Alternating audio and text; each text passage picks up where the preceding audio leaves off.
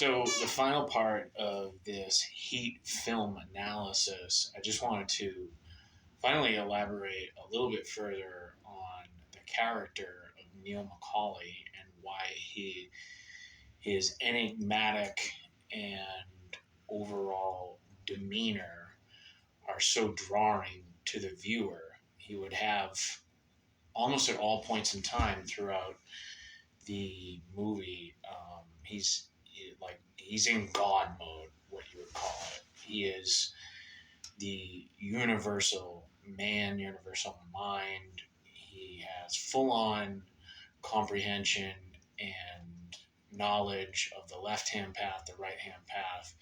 He sits in the middle. He's a perfect judge. He sits on. If he had studied law, he eventually could have been a judge one day.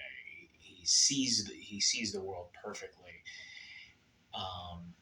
Instead of probably choosing a different path, he's due to circumstance, and that's another aspect of the movie. When him and Pacino are talking in the cafe, when they have their one of two interactions, you do what I do what I do. Through socialization and context, one is a detective and one is a criminal.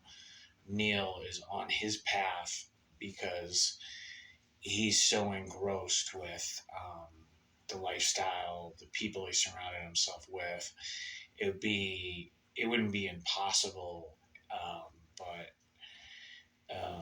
it'd be really hard to have a divergence from where he is, and we wouldn't be able to get a movie out of it. And that's the thing. Movies are lessons. They're meant to move us. So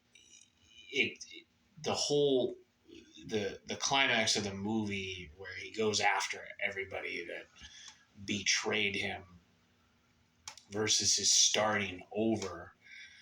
His starting over could have been his relationship with Edie, and they have kind of one final, meeting of the minds before he goes on his spree of vengeance in what looks like the wisdom tree, alluding to the fact that he is he's climbed up the tree. Has a direct connection, what you would call somewhat of a godhead, and he can split off and have a blessed union of souls. But that's not in the cards because again we wouldn't have a movie, so that doesn't happen obviously.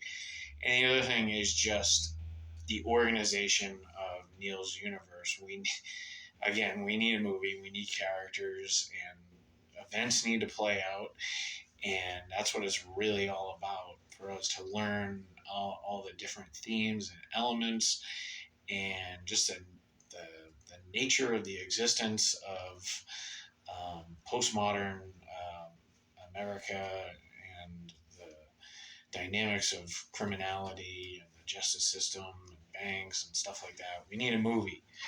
So we need some actors and we need a good script. So it's a fantastic movie.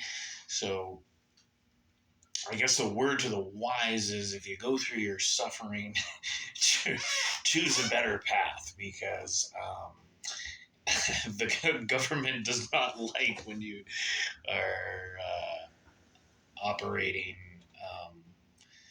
just in any evil. Nobody likes when you're evil anyways, especially when you're going around thinking you just kill people and stuff like that. It's not funny, and that's why he needs to be brought to meet his maker, if you would.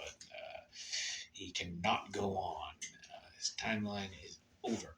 So that is my final synopsis of the movie. Good night.